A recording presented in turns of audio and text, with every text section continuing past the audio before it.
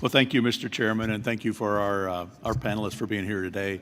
I know we've talked a lot about good tax policies, and I just wanted to highlight, when the Tax Cuts and Jobs Act was passed in 2017, that was a good tax policy because it actually ended up in more jobs for minorities and people of color than had been in the previous decades. So it was so important to help get the economy growing, and it didn't pick and choose jobs for some people and then doing away with jobs in other industries. And so that's why it's so important as we talk about issues like that in our hearing.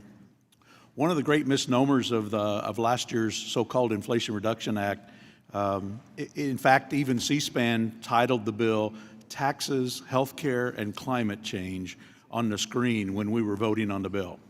It didn't reduce taxes, but it was full of special interest Green New Deal provisions that are billions of dollars more expensive than initially proposed. The official CBO score for the so-called Inflation Reduction Act's energy and climate provisions was $391 billion over the 2022 to 2031 time period. However, because the EV tax credits are uncapped, that estimate is drastically low.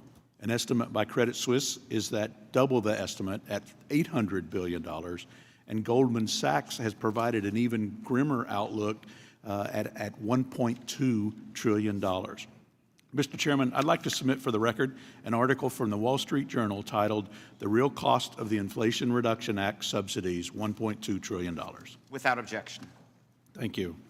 Part of why the EV tax credits in the IRA would be so much more expensive than CBO predicted is because the Biden administration has been working overtime to expand which foreign countries are eligible for the credit.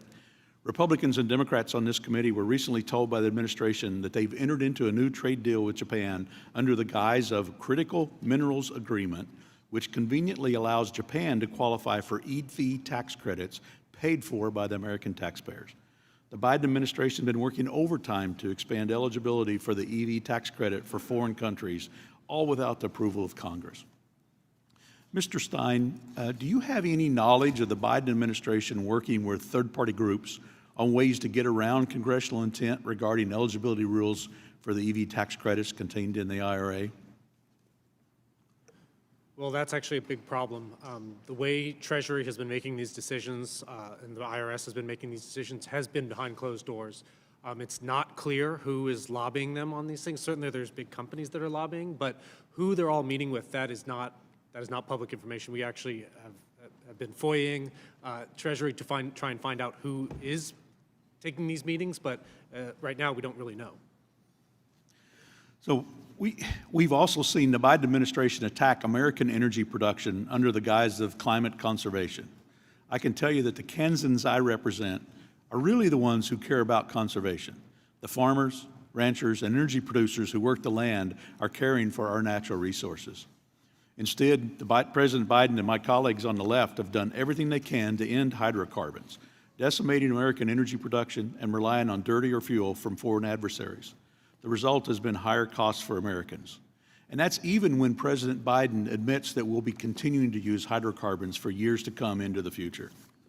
Just last week, the EPA announced their new emission standards, which will force Americans into more expensive vehicles that are simply impractical for families in rural Kansans and Americans who aren't in areas with access to EV charging stations or that have to drive long periods of time.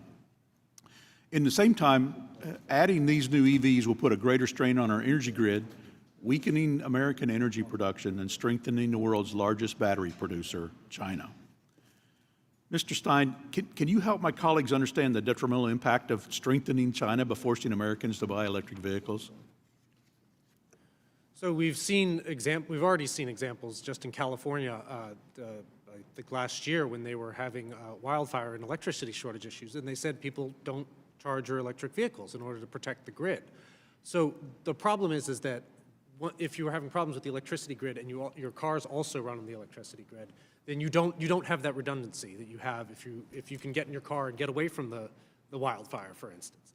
And so it ultimately, making a greener grid, it becomes more fragile to begin with. That's the problem that California is already facing. Texas is facing the same problem. But then you increase the load on the grid too by trying to add all your transportation onto the grid. It's only compounding that weakness that you've created. Yeah, that's why it's so important to have a strong base load, even to support the sustainable energy that we produce. So thank you all, and I yield back, Mr. Chairman.